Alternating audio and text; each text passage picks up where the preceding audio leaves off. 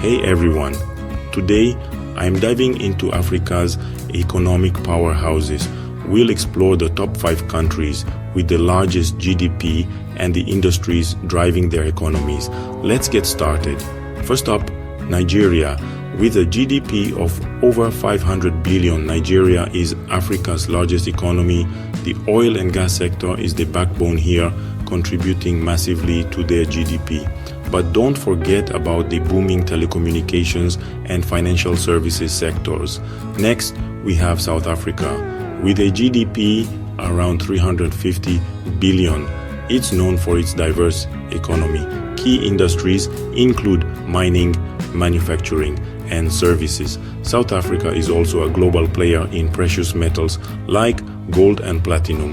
Moving on to Egypt. With a GDP close to $300 billion, Egypt's economy is highly diversified. Major sectors include tourism, agriculture, and manufacturing. The Suez Canal is also a significant source of revenue. Fourth on our list is Algeria, with a GDP around $160 billion. Like Nigeria, Algeria's economy is heavily reliant on oil and gas exports. However, there's also a growing emphasis on renewable energy and manufacturing. Finally, Kenya rounds out the top 5 with a GDP of about $110 billion.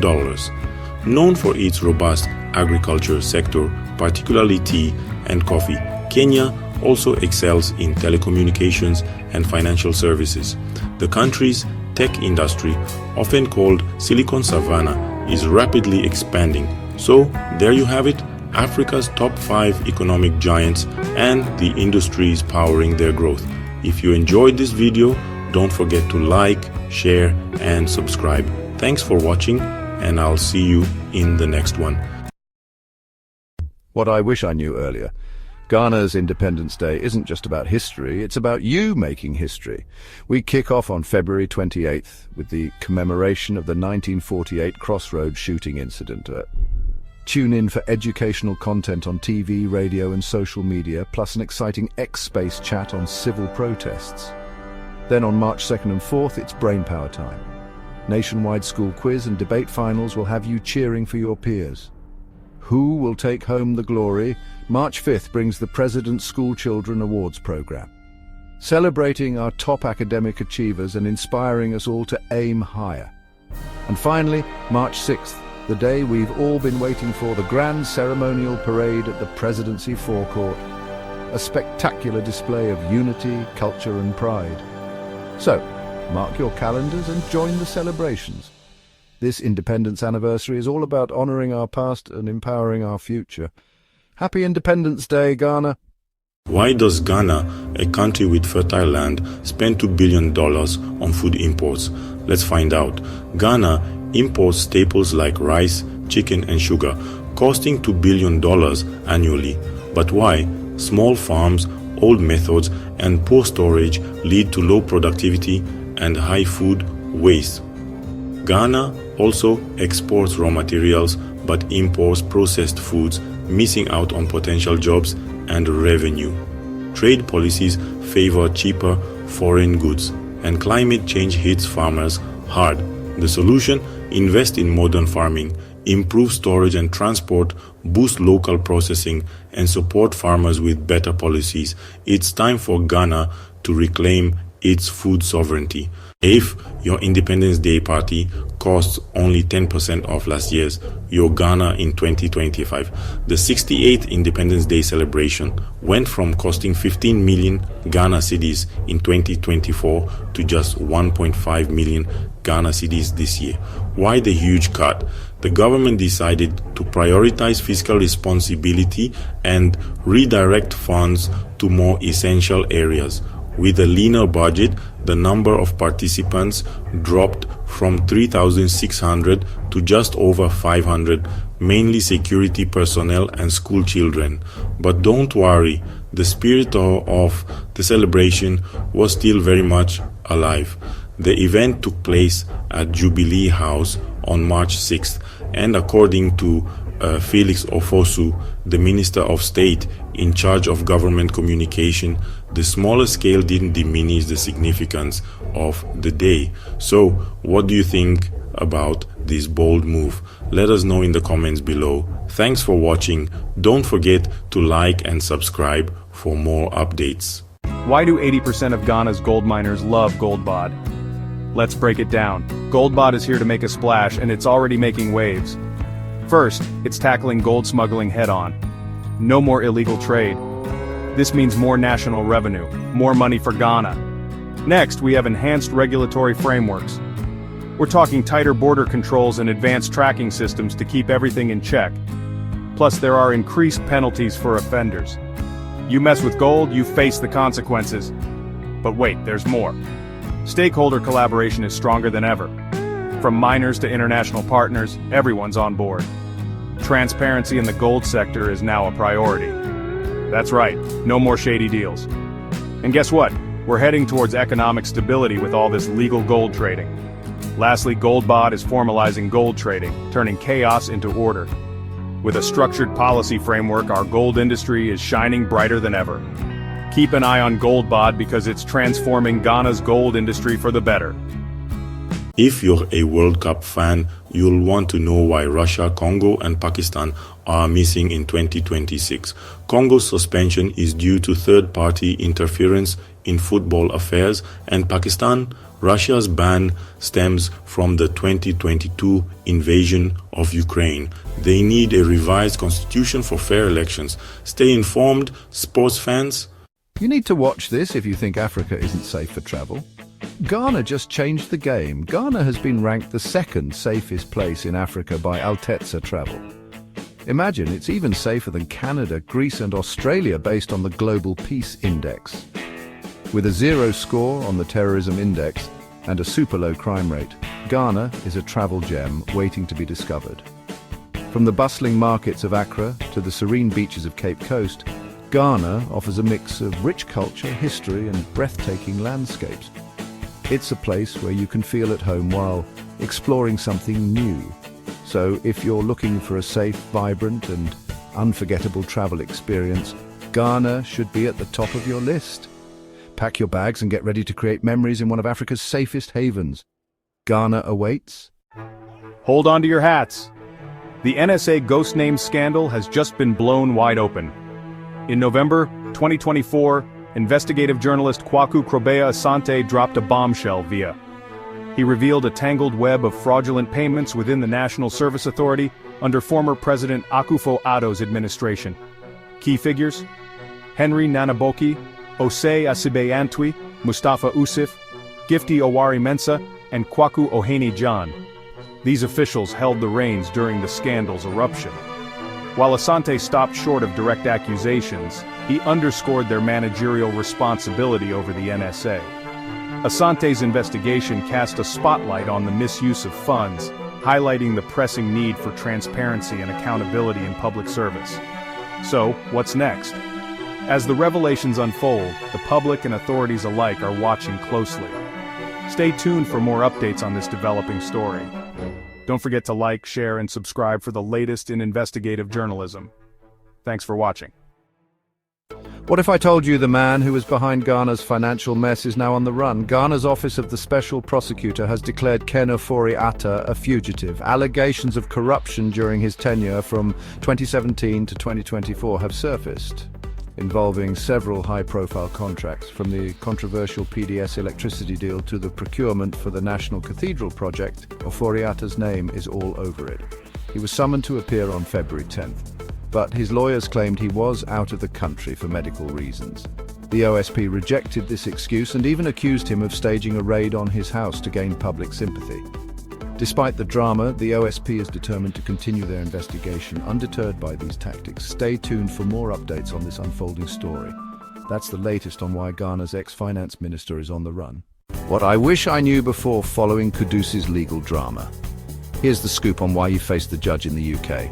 West Ham United's Mohamed Kudus was arrested on April 30th, 2024, for using his mobile phone while driving near the team's training grounds. Kudus claimed he was setting up his sat-nav, but the law is clear. No phone use while driving. In early 2025, Kudus was convicted at Lavender Hill Magistrate Court. The penalty? A fine of £220, 6 penalty points on his licence, £110 in costs and an £88 victim surcharge. His case was processed through the single justice procedure, so Kudus didn't appear in open court. Remember folks, no matter who you are, traffic laws apply to everyone. Stay safe and stay informed. I'm sure you've heard the news, but let's dive into the facts behind Gifty Owari Mensah's return to Ghana. Gifty Owari Mensah is set to face the National Intelligence Bureau over an alleged payroll scandal involving over 80,000 ghost names. Minority leader Alexander Afenyo-Markin confirmed her return and cooperation with the investigation, emphasizing the importance of due legal process. Meanwhile, the NIB has already begun questioning other officials like former NSA Deputy Director of Operations, Mr. Ohene Gayan.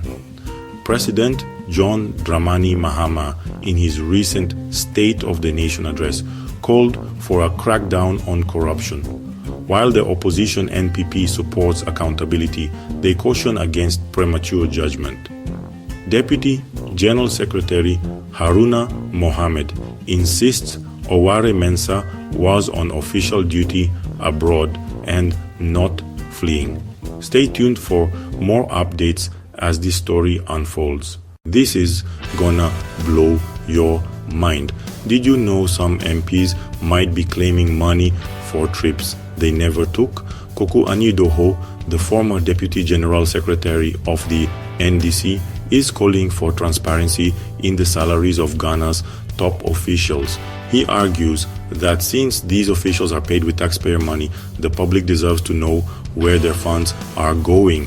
Anidoho isn't stopping there. He's also questioning the lavish spending habits of some MPs and demanding an investigation into parliamentary expenditures.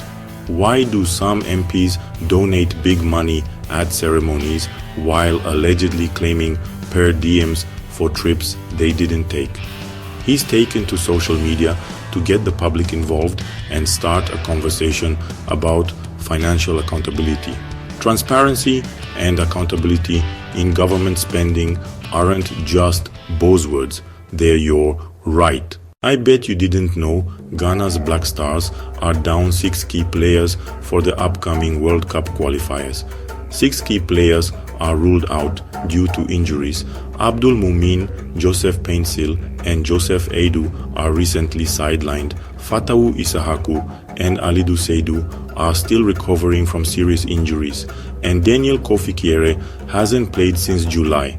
This is tough news for Ghana as they gear up to face Chad on March 17 and Madagascar on March 24.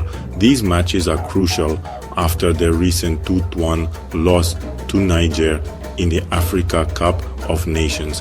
How will the Black Stars bounce back? Stay tuned for updates. I think I messed up. Did you know Ghana is building a permanent Hajj village? Yep, it's happening. President Mahama just launched this game changer, enhancing pre-departure experiences for pilgrims. No more sleeping in open fields or dealing with health issues. The village has a mosque, accommodation, health center, and more. It's a huge win for the community. Let's celebrate this milestone together. What I wish I knew about Kevin Taylor's legal troubles before today. Let's break it down. Kevin Taylor, a US-based Ghanaian journalist, is at the center of legal controversy. Private legal practitioner Samson Lardi Anyenini has called for Taylor's arrest upon his return to Ghana, citing outstanding court orders. Despite multiple court rulings, Taylor was not detained when he arrived in late February 2025. Taylor faces several defamation cases with judgments against him by prominent figures like Ace Ankoma and Gebi Asare Ocheredako. Anyenini argues that Taylor's evasion of justice by residing outside Ghana undermines the legal system. He urges the government to combat the spread of falsehoods online and hold individuals accountable. Stay informed and let us know your thoughts in the comments.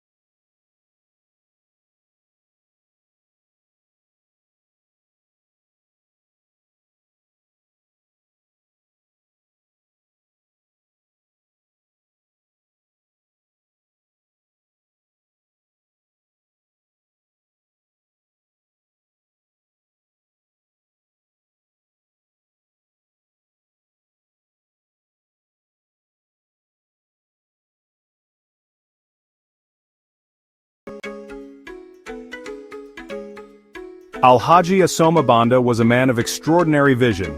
He was a Ghanaian entrepreneur who left an indelible mark on his nation and the world. Known for his sharp business acumen and his unwavering commitment to Ghana's progress, Alhaji Banda's story is one of ambition, resilience, and a deep-seated desire to uplift his community. He shattered glass ceilings with remarkable audacity, becoming the first Ghanaian to own a private plane. This feat was not just a personal triumph, it was a powerful symbol of Ghanaian excellence. He challenged the limits of what was deemed possible, showing that Ghanaians could indeed soar to new heights. His entrepreneurial journey began modestly, yet he possessed an unwavering belief in his abilities. This self-belief, combined with hard work, catapulted him to success. He became a beacon of hope, embodying the spirit of entrepreneurship. He showed Africa and the world the potential that resided within Ghana. Alhaji Banda's entrepreneurial spirit found expression in diverse sectors. He was not a man confined by industry norms. He ventured into shipping, aviation, and other key areas, with each endeavor bearing the hallmark of his leadership. He founded the OT Africa line, a testament to his vision of connecting Africa to the world. The Antrak group of companies further solidified his presence in the business world. These ventures were not mere money-making enterprises. They were vehicles for job creation, employing over 500,000 people globally. He understood that true progress lay in empowering people and believed in providing opportunities for others to rise. He took to the skies with Antrak Air, Ghana's first privately owned airline. This was a bold statement, challenging the dominance of established players. He understood the importance of connecting people and envisioned a Ghana where travel was accessible and efficient. Alhaji Banda's impact extended to vital infrastructure. His investment in the Tema container terminal was a game-changer, creating jobs and boosting Ghana's economy. He understood that investing in infrastructure was investing in the future. Alhaji Asoma Banda's legacy extends far beyond boardrooms and financial success. He was a philanthropist at heart, believing in using his wealth to make a tangible difference in the lives of others. His generosity touched countless individuals and left an enduring mark on Ghanaian society. He recognized the importance of quality healthcare, and his contribution to the Korlebu Teaching Hospital, particularly the reconstruction of the maternity wing, exemplified this commitment. He understood that a healthy nation was a prosperous nation, investing in the well-being of mothers and children, securing the future of Ghana. His philanthropic endeavors went beyond healthcare. He established the Crime Prevention Foundation, aiming to create a safer Ghana for all. He understood that security was paramount for progress, and his funding for the Nima police station female cell demonstrated his sensitivity to the needs of women. Alhaji Banda's faith was an integral part of his identity. He sought to foster a spirit of unity and devotion, and his construction of a mosque in the airport residential area exemplified this commitment. He believed in creating spaces for worship and reflection, recognizing the importance of faith in building a strong community. Alhaji Asoma Banda's life was one of purpose and impact. He was a leader in business, a champion for his people, and a philanthropist at heart. He proved that success was not merely about amassing wealth, it was about using one's platform to uplift others and contribute to the greater good. His political involvement through the establishment of the People's Convention Party showcased his desire to shape Ghana's political landscape. He believed in engaging in the democratic process and sought to contribute to a brighter future for all Ghanaians. He served in various leadership roles, including Chancellor of the University of Education, Winneba. He understood the transformative power of education and believed in investing in the leaders of tomorrow. He sought to nurture young minds and empower them to reach their full potential. Alhaji Asoma Banda's legacy is one of inspiration. He serves as a role model for aspiring entrepreneurs, particularly in Africa. He demonstrated that with determination, resilience, and a heart dedicated to service, one can truly make a difference. His life story continues to inspire generations to dream big, work hard, and use their success to uplift their communities. He will be remembered not only for his remarkable achievements, but also for his unwavering commitment to Ghana and its people. Everybody is talking about the economy, but what's the real story behind the numbers? Sammy Awuku, MP for Akuapem North, disputes former President Mahama's criticism of the Akufo-Addo administration's economic management. He argues that despite challenges, Akufo-Addo's tenure was marked by significant improvements. Let's look at the numbers. Under Mahama, inflation climbed from 9.4% to 15.4%. Akufo-Addo brought it down to a 28-year low of 7.6% by 2019. However, global crises like COVID-19 and the Russia-Ukraine war pushed inflation to 54% by 2022. By the end of Akufo-Addo's term, it had decreased to around 23%. Awuku also highlights other key indicators. Economic growth averaged over 6% under Akufo-Addo, compared to 3.4% under Mahama in 2016. Fiscal deficits were lower, and a trade surplus was achieved, contrasting with Mahama's trade deficit. Gross international reserves under Akufo-Addo stood at nearly $9 billion, compared to Mahama's $6.1 billion. So, did Akufo-Addo really outperform Mahama? The numbers tell an intriguing story. Stay informed, Ghana.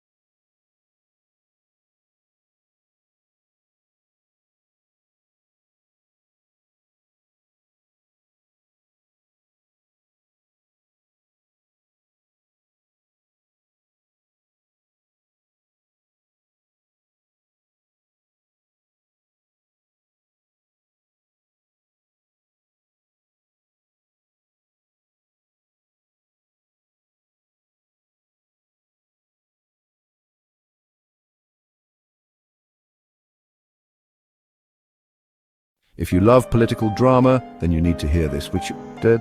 Ghana's parliament just delivered a performance worthy of an Oscar. So here's the scoop, during President Mahama Sona, Minority Leader Afenyo Markin went full throttle with his criticisms. He slammed Mahama for focusing on problems instead of solutions and called out contradictions like cutting ministers but increasing presidential staffers. Oh, and he didn't hold back on the low representation of women in the cabinet either, just 10%. But wait, it gets juicier. As Afenyo Markin spoke, the majority side chanted, "Away, away," creating quite the spectacle. And then Speaker Bagbin stepped in. With a clever move, he cut Afenyo Markin's speech short by acknowledging other guests. That's right, folks, political drama at its finest. Stay tuned for more updates.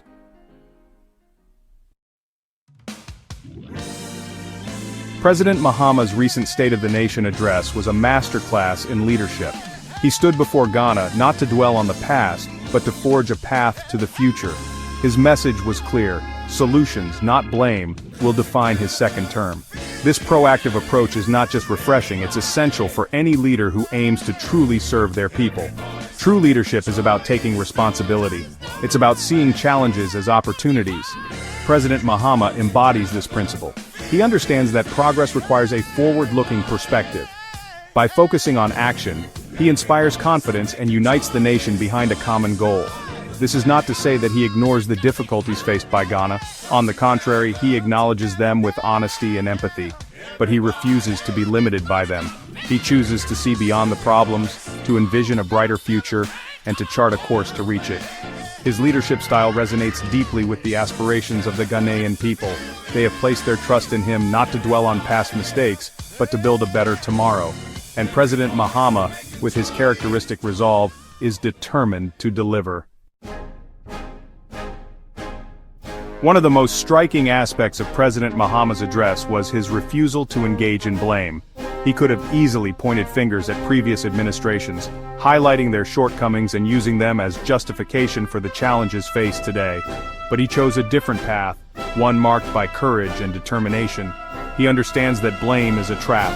It offers temporary satisfaction but ultimately hinders progress. It divides people and stifles innovation. President Mahama instead chooses to unite. He calls on all Ghanaians to work together to focus on solutions and to build a stronger nation. His message is clear: the past is behind us. Let us learn from it, but let us not be shackled by it. Let us together embrace the challenges of today and build a brighter future for all Ghanaians. This focus on action over accusation is not just a matter of style, it is a matter of principle. It reflects a deep understanding of leadership. It is about inspiring hope, fostering unity, and driving progress. It is about serving the people, not by dwelling on past grievances, but by building a better future together. While President Mahama exudes optimism and a can-do spirit, he is not blind to the realities facing Ghana. He acknowledges the economic challenges, the social disparities, and the need for improved infrastructure.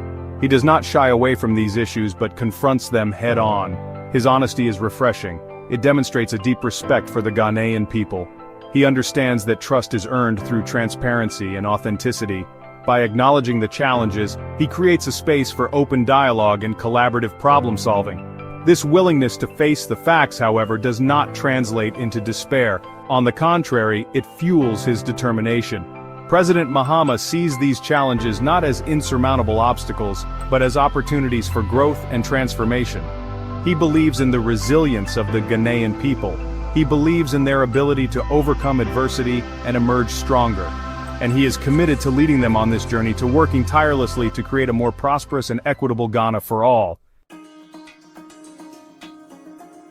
President Mahama's leadership style offers a powerful lesson for leaders around the world. It demonstrates that true leadership is not about assigning blame, but about taking responsibility. It is about facing challenges head-on, embracing a positive vision, and working tirelessly to make that vision a reality. Proactive leadership, as exemplified by President Mahama, is not about ignoring problems or pretending they don't exist. It is about acknowledging them, understanding their root causes, and developing innovative solutions. It is about mobilizing people, resources, and ideas to create positive change. This approach is not always easy. It requires courage, determination, and an unwavering belief in the potential of the people you serve. But the rewards are immeasurable. Proactive leadership inspires hope, it fosters unity, it drives progress, and ultimately, it is the only way to create a better future for all. President Mahama understands this, and his actions serve as a beacon of hope not only for Ghana, but for the world.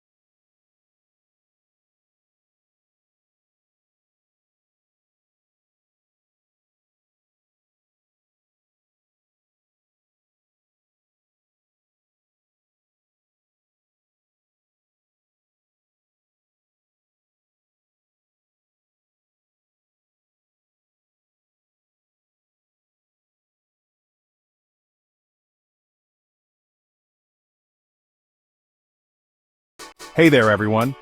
Today, I want to talk about an intriguing new prison reform in Burkina Faso that might just revolutionize how we think about justice. Imagine this: inmates and pre-trial detainees working in agriculture to reduce their sentences. That's right, each month of hard work on the farm equals a 3-month sentence reduction. This isn't just about cutting down jail time, it's about giving prisoners a chance to rehabilitate and reintegrate into society. Now, why agriculture? Burkina Faso's justice system is aligning with indigenous values and tackling food insecurity head-on. By involving inmates in farming, the country boosts agricultural productivity and helps address domestic food shortages. It's a win-win. But there's more to the story. The country's judicial independence has faced challenges under the current regime, and recent reforms have stirred quite the debate. Some argue these changes could undermine the progress made since the 2014 uprising. On the flip side, look at the broader context. African prisons often grapple with overcrowding and poor conditions. Burkina Faso's innovation could serve as a model for other countries addressing both incarceration issues and food security. So what do you think? Would you support a similar prison reform in your country? Imagine the potential benefits: rehabilitated prisoners, improved agricultural output, and a more humane justice system. But of course, there are challenges to consider. Could this model work elsewhere? Drop your thoughts in the comments below. I'm eager to hear your perspective. Until next time, take care.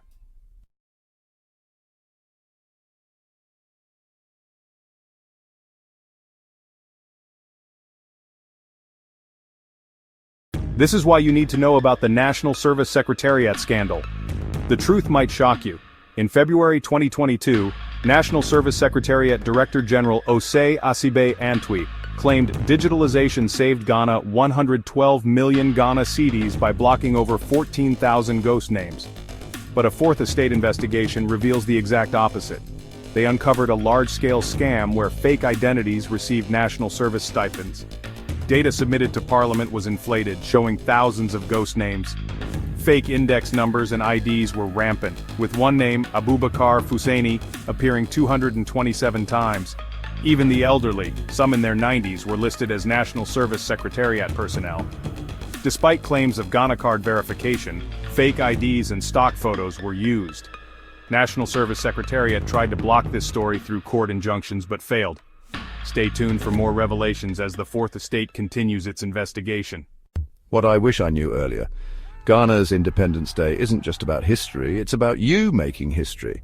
We kick off on February 28th with the commemoration of the 1948 Crossroads shooting incident. Tune in for educational content on TV, radio and social media, plus an exciting X-Space chat on civil protests. Then on March 2nd and 4th, it's Brainpower time. Nationwide school quiz and debate finals will have you cheering for your peers. Who will take home the glory? March 5th brings the President's School Children Awards program, celebrating our top academic achievers and inspiring us all to aim higher. And finally, March 6th, the day we've all been waiting for, the grand ceremonial parade at the Presidency Forecourt, a spectacular display of unity, culture and pride. So, mark your calendars and join the celebrations. This Independence Anniversary is all about honoring our past and empowering our future. Happy Independence Day, Ghana!